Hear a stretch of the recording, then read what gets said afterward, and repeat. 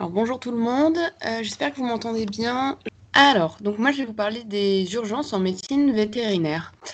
Donc déjà, vu qu'on ne se voit pas en vrai, ça c'est moi. Je suis une 5e année à Alfort en cursus mixte équine-bovine, c'est-à-dire que cette année je ne travaille qu'avec des chevaux et des vaches à l'école.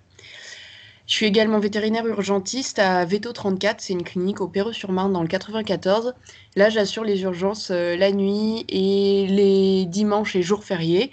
On est une douzaine d'étudiants à travailler là et donc on fait des rotations pour quand même avoir l'équivalent de trois nuits de garde par mois. Je suis également vétérinaire à Epiveto, donc c'est une clinique à la Chaussée d'Evry. Je l'ai mal écrit sur le diapo dans le 28. Et là, c'est vétérinaire de jour avec des chiens, des chats et des nacs.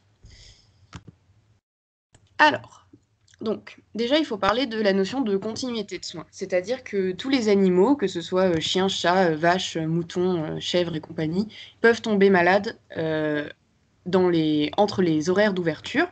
Et il faut donc assurer la continuité des soins, c'est-à-dire que chaque vétérinaire doit proposer une solution au propriétaire pour pas que le propriétaire se retrouve démuni avec son animal malade. Donc soit le vétérinaire assure ses gardes, donc dans ce cas-là, le propriétaire peut venir en dehors des horaires d'ouverture, soit le vétérinaire s'est organisé avec d'autres cliniques, donc là, dans ce cas-là, c'est la rotation entre plusieurs cliniques pour que, disons qu'un assemblage de 4 ou 5 cliniques tourne pour les gardes, chacun s'occupant de la clientèle des autres quand ils sont de garde.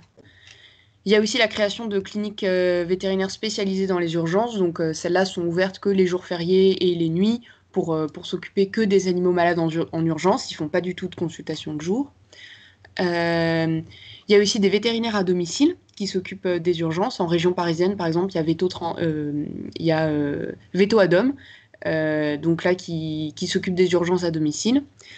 Et il y a certains vétérinaires qui emploient des étudiants possédant la carte d'assistant. C'est quoi cette carte? En fait, c'est à la fin de notre 4e année, on valide notre diplôme d'études fondamentales vétérinaires, ce qui nous donne le titre d'assistant vétérinaire. On peut travailler sous certaines conditions. Ça s'appelait aussi la carte verte il y a quelques années. On peut travailler sous certaines conditions, c'est-à-dire que notre patron doit être quand même joignable et il peut pouvoir se déplacer rapidement en cas de problème. On doit aussi normalement s'occuper que de la clientèle de la clinique, donc c'est-à-dire des animaux qui sont suivis habituellement à la clinique et pas d'autres personnes. Euh, c'est quand même assez cadré. On est déclaré à l'ordre, voilà, c'est quand même assez encadré. Mais c'est un moyen assez simple d'avoir suffisamment de personnes pour faire tourner les urgences parce que forcément, quand les vétérinaires de jour, travaillent tous les jours, c'est compliqué qu'il y ait quelqu'un toutes les nuits aussi. Il faut se réserver du temps pour le repos et la vie de famille.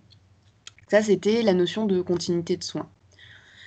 Alors, il faut aussi parler de la notion d'urgence, c'est-à-dire qu'est-ce que c'est qu'une urgence? La définition, c'est une situation clinique dans laquelle le pronostic vital est engagé à terme, nécessitant la mise en place rapide d'une réanimation permettant de soutenir des fonctions défaillantes.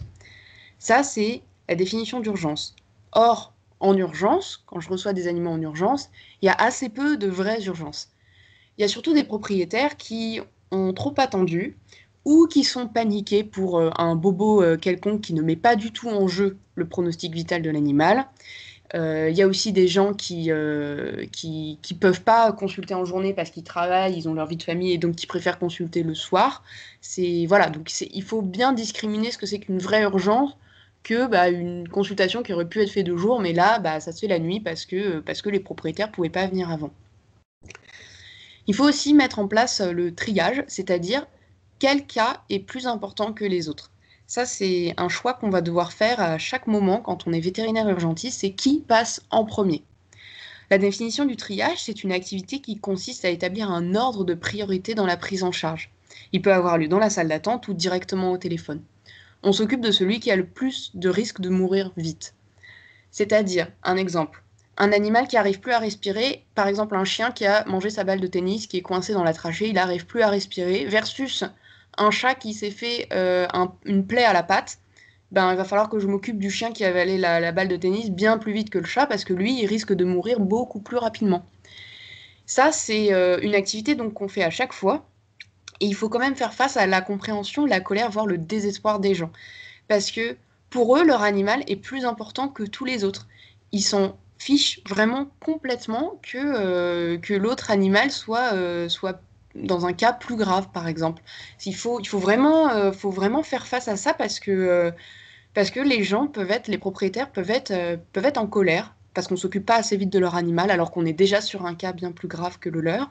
Ils peuvent aussi être désespérés, pleurer, crier. Enfin, c'est beaucoup de psychologie pour pouvoir leur expliquer qu'il y a des choses plus graves que leur animal et donc qu'il va falloir attendre.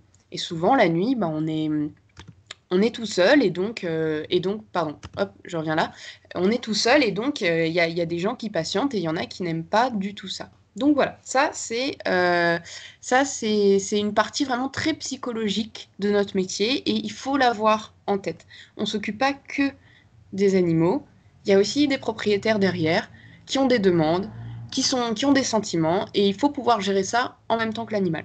Donc ça, c'est une partie un peu compliquée, mais je vous assure, on y arrive. Donc après avoir fait mon triage, c'est-à-dire déterminer quel animal est plus important, alors pas plus important, mais dans un état plus critique qu'un autre, il y a l'étape de l'admission. C'est-à-dire que je vais examiner l'animal, je vais faire un examen clinique suivant un principe très simple qui est A, B, C, D, E, E. Donc A pour airway, c'est-à-dire les voies respiratoires, B pour breathing, c'est-à-dire la respiration, C pour circulation, donc tout ce qui est circulation sanguine et cœur, D pour neurological disabilities, donc des problèmes d'ordre neurologique comme de l'épilepsie. Ensuite, il y a E comme emunctory function, donc c'est tout ce qui est vomissement, diarrhée, urine, voilà, tout ce qui sort. Et le dernier E comme external examination, c'est-à-dire l'examination externe, est-ce qu'il y a des plaies, des fractures, des hémorragies, enfin du sang qui sort d'une plaie, etc. Ou une infection de peau, par exemple. Donc là aussi, ça me permet de faire mon triage. C'est-à-dire que airway, les voies respiratoires, bah, c'est beaucoup plus important que la plaie sur la patte. Il va falloir que je suive ce principe à chaque fois. C'est-à-dire que si je me concentre sur une plaie à la patte de mon chien qui a eu un accident de la route, par exemple, mais que je vois pas qu'il a du mal à respirer, bah, il va mourir, en fait. J'aurais fait une erreur parce que j'aurais d'abord soigné la plaie avant de lui apporter l'oxygène nécessaire à sa survie. C'est hyper important de faire un choix, même dans l'animal, de qu'est-ce qui va être notre priorité. Donc je vais lister les anomalies et je vais les traiter plus ou moins rapidement, dépendant de A, B, C, D, E, E, quoi. Il y a ensuite ce qu'on appelle le minimal database, c'est-à-dire c'est des examens complémentaires à visée symptomatique. C'est-à-dire que par exemple j'ai un chien qui a du mal à respirer, mais je ne comprends pas pourquoi. Je vais lui faire une échographie des voies des poumons pour voir si par exemple il a un épanchement. Je vais lui prendre sa température pour voir s'il n'est pas en train de faire un coup de chaleur.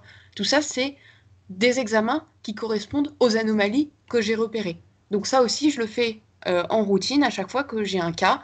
Je fais d'abord mon examen clinique, puis après, je décide des examens complémentaires que je vais mettre en place.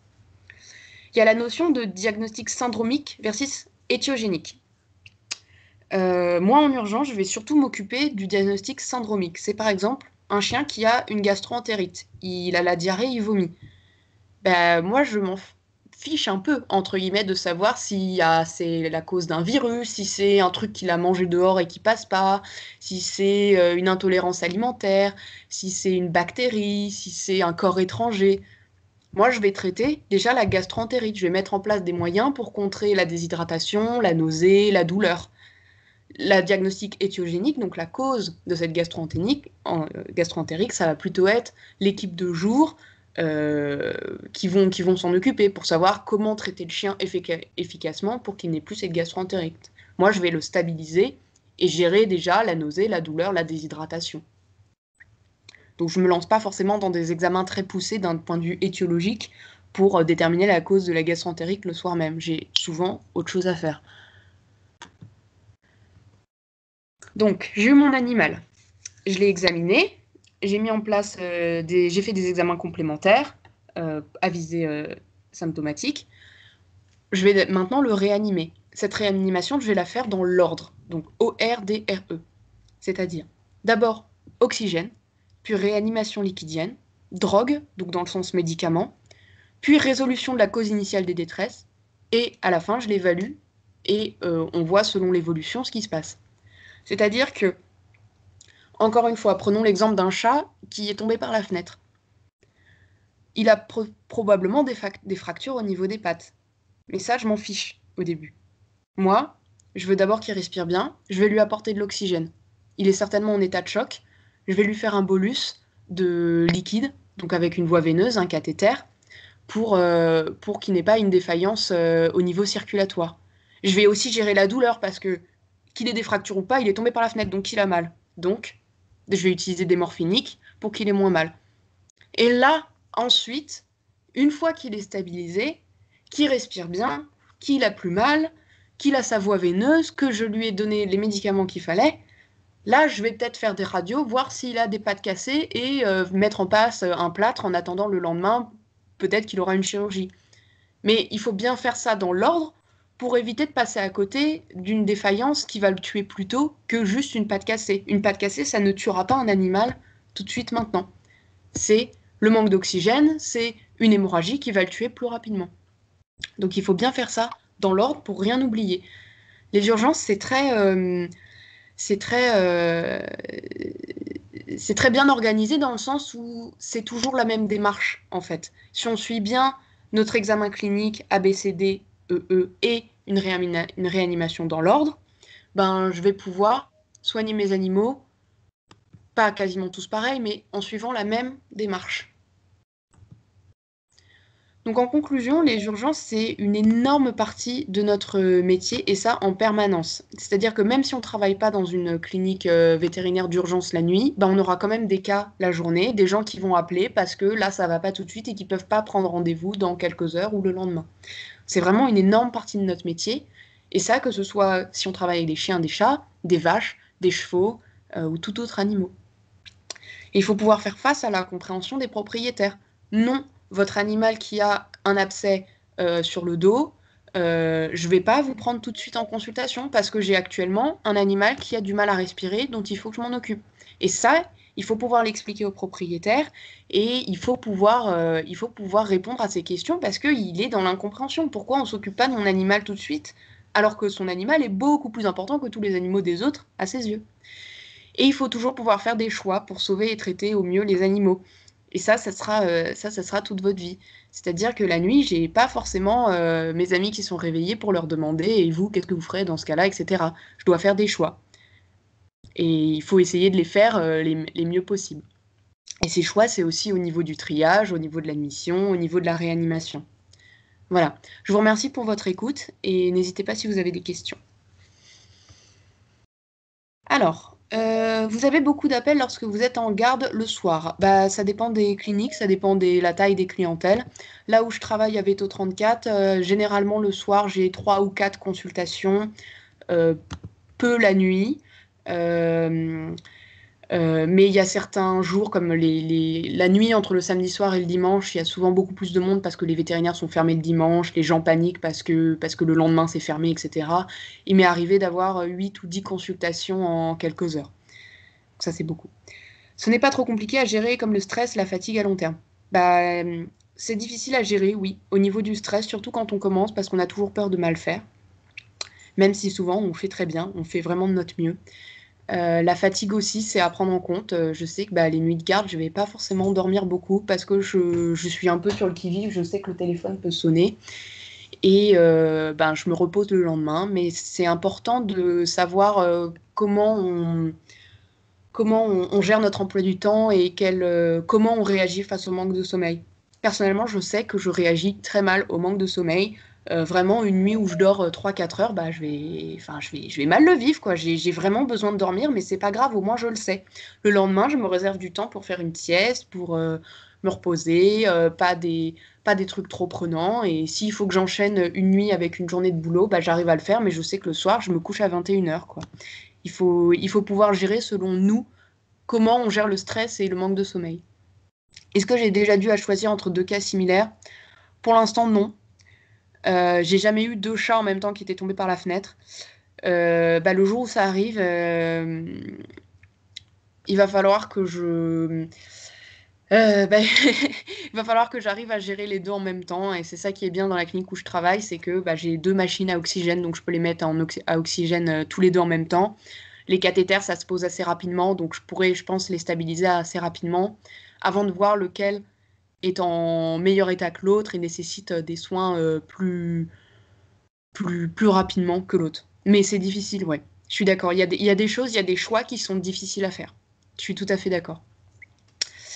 Alors, si une personne ne peut pas payer, mais que son animal a une obstruction des voies respiratoires, comment est-ce géré? Y a-t-il des aides mises en place? Alors, ça, c'est toujours très compliqué, parce que l'argent, c'est toujours très, très, très compliqué pour nous vétérinaires. Il y a beaucoup de propriétaires qui pensent qu'on travaille par amour des animaux, et quand j'ai quelqu'un au téléphone qui veut venir, je leur dis toujours le prix de la consultation, disant que ça ne comprend pas les examens complémentaires et une possible hospitalisation. Parce que c'est pas gratuit, et ça coûte cher, les urgences. Ça coûte cher. Mais les gens sont pas forcément au courant que ça coûte tant de sous parce que bah, en France, la sécurité sociale et les mutuelles prennent en charge beaucoup de choses et on peut venir en urgence sans débourser un seul centime. Donc ils comprennent pas pourquoi les animaux ça coûte si cher alors que les soins en humaine coûtent extrêmement cher, c'est juste qu'on s'en rend pas compte. Donc, s'il peut pas payer, ben disons qu'il y a toujours des moyens qu'on arrive à mettre en place, un paiement en plusieurs fois, un chèque de caution, des paiements différés. Ça dépend des cliniques. Il faut se renseigner d'abord là où on travaille pour savoir comment on s'organise si quelqu'un ne peut pas payer sur le moment. Si quelqu'un arrive et n'a pas ses sous, enfin il est parti en urgence, il a oublié son sac, bah, ça arrive, hein, enfin ça arrive. Je fais signer des reconnaissances de dette et je prends la carte d'identité pour faire une photocopie.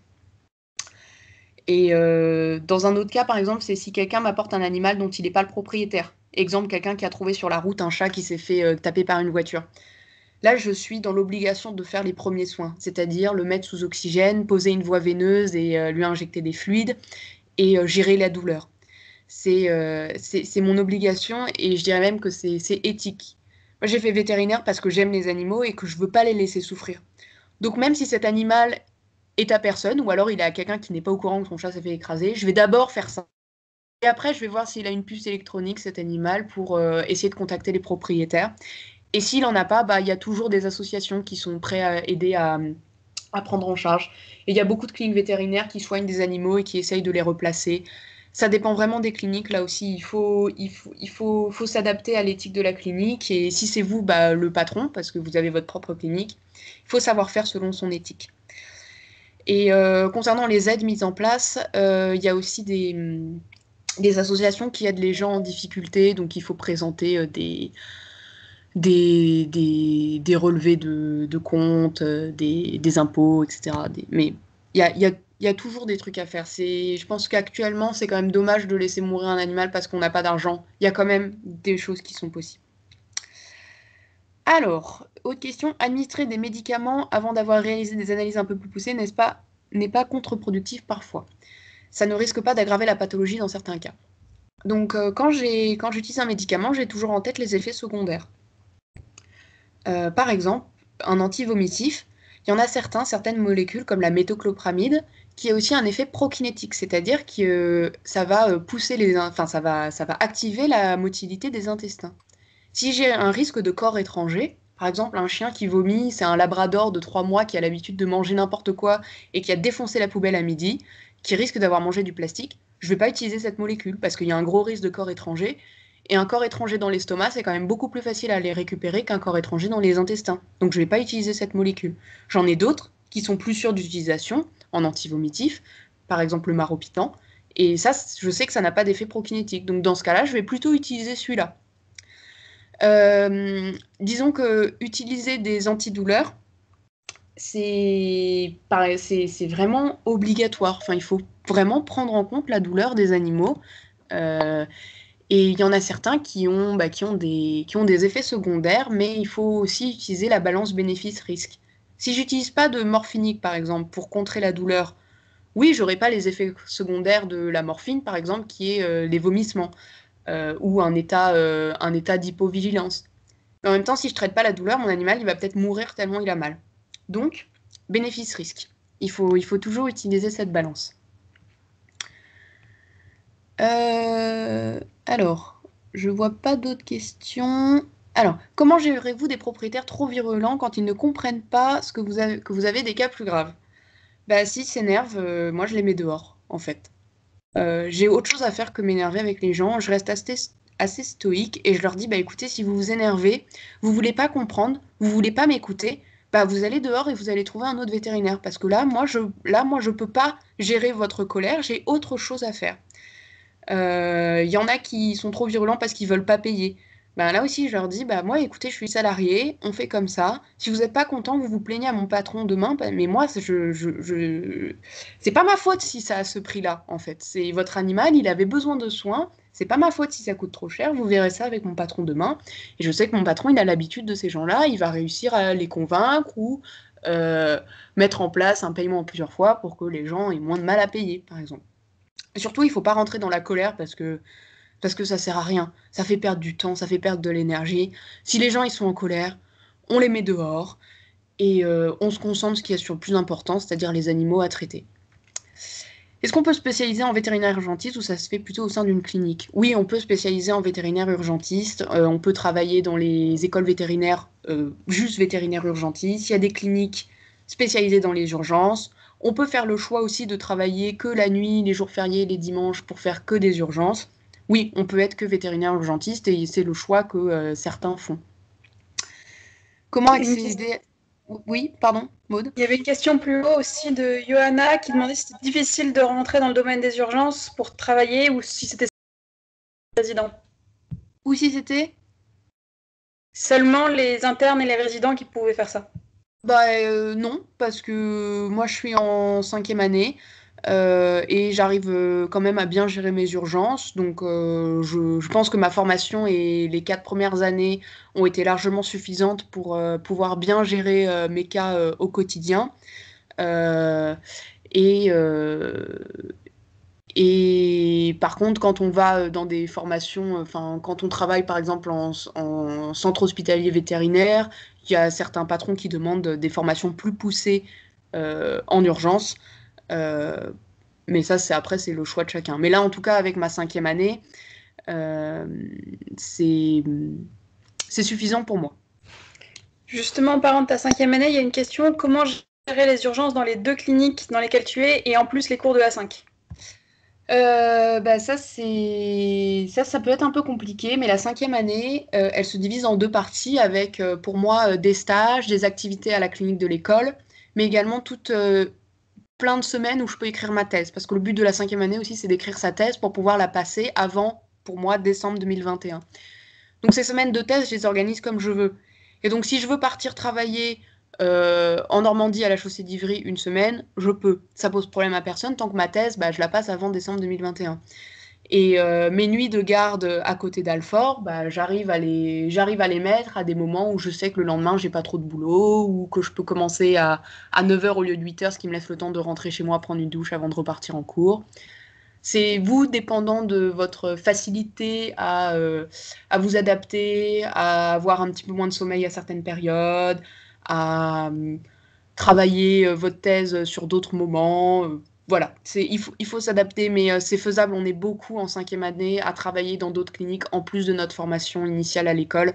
Donc même si la formation à l'école, c'est la priorité, il faut pas intercaler des trucs sur les périodes où on est censé être à l'école, ça c'est interdit. Bah, y en a beaucoup qui arrivent à gérer ça. Ensuite, on a une question, est-ce qu'il y a des chirurgiens urgentistes comme en médecine et si oui, quelles sont les études nécessaires? Alors, il y a assez peu de chirurgie urgente, c'est-à-dire d'un point de vue urgence vitale. Disons que la césarienne, c'est une chirurgie d'urgence vitale, parce que si on ne fait pas la césarienne à ce moment-là, qu'on attend le lendemain, bah, les chiots ils risquent de mourir, la mère elle risque de mourir. Et parfois on parle d'animaux de haute valeur que les éleveurs sont prêts à vendre plusieurs milliers d'euros. Donc ça c'est une urgence. Les péritonites aussi, c'est-à-dire des infections au niveau de l'abdomen qui se diffusent dans tout l'abdomen, quand c'est septique, c'est-à-dire que c'est dû à des bactéries, ça c'est une urgence. Parce que l'animal risque vraiment de mourir s'il n'a pas son rinçage chirurgical. Les dilatations, torsions de l'estomac, ça c'est un petit peu controversé. Il y en a qui disent que c'est une urgence chirurgicale. Donc dilatation d'estomac, c'est quand ça arrive chez les chiens de grande race. Et c'est quand leur estomac se dilate avec beaucoup d'air et finit par se retourner parce qu'il a assez peu de points d'accroche. Et là, ils peuvent plus ni vomir, ni rôter. Et ça peut pas circuler dans le reste de l'intestin. Donc leur estomac gonfle, c'est extrêmement douloureux. Ça comprime les veines caves et ça les empêche de respirer. Donc ça, ils peuvent vraiment mourir. Ça, c'est un peu controversé. Est-ce que c'est une urgence chirurgicale ou pas? Parce qu'on arrive quand même à le gérer médicalement avant. Mais du coup, voilà, ce que je voulais dire, c'est qu'il y a il y a peu d'urgences chirurgicales la nuit ou les week-ends. Et si oui, quelles sont les études nécessaires? Bah, écoutez, il y en a toujours qui arrivent à se former sur le terrain et qui arrivent à faire des césariennes, enfin, qui sont formés avec d'autres vétérinaires, des formations complémentaires et qui arrivent très bien à faire des césariennes la nuit sans avoir eu une formation poussée en vétérinaire urgentiste. Et sinon, il y a toujours possibilité de faire un internat, puis suivi par un assistanat et un résidanat si on veut vraiment se spécialiser en chirurgie, par exemple. Et dans ce cas-là, on apprendra comment faire les urgences chirurgicales également. Voilà, j'espère que j'ai bien répondu à cette question-là. Et en dessous, je vois, avez-vous déjà fait face à des personnes violentes la nuit? Personnellement, non. Je sais que ça arrivait à certains de mes amis et de mes confrères. Ça peut être vraiment difficile à gérer. Les gens peuvent vraiment être violents, il faut savoir se protéger aussi. Personnellement, j'ai pas peur des gens, mais je sais que je suis une fille et je fais moins de 60 kilos, donc bah, si il y a un homme de 90 kilos qui veut me fracasser la tête, bah, il y arrivera certainement parce que bah, je fais pas le poids. Mais non, pour l'instant, c'est jamais arrivé, je croise les doigts, et le fait de mettre les gens dehors quand ils commencent à s'énerver, ben, au moins j'évite l'escalade de la violence et de me mettre en danger. Ensuite, on a une question assez longue avec un exemple. Donc, quand prévenir les particuliers que leurs animaux ne sont pas prioritaires? Cas particulier théorique d'un animal qui arrive en salle de consultation avec pronostic vital engagé, alors que d'autres propriétaires attendent depuis plusieurs heures. Et donc, ces propriétaires-là empêchent de prendre en charge l'animal avec le pronostic vital engagé. Elle demande donc si tu le prends quand même et que tu expliques sur le moment la raison ou plus tard, ou si tu demandes à un collègue de t'en charger et que tu expliques la raison pourquoi tu stabilises cet animal en premier.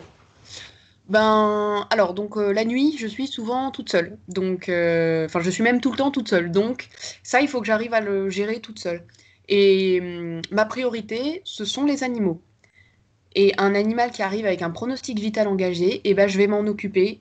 Les autres propriétaires n'ont pas à m'indiquer comment faire mon métier. S'ils attendent depuis plusieurs heures, c'est que leur cas n'était pas si urgent que ça. S'ils sont pas contents, ils vont voir ailleurs. On est en région parisienne, il y a plein d'autres vétérinaires qui assurent les gardes. Il y a l'école vétérinaire d'Alfort à 15 minutes de là où je travaille. Il y a Veto Adom qui assure les urgences à domicile aussi.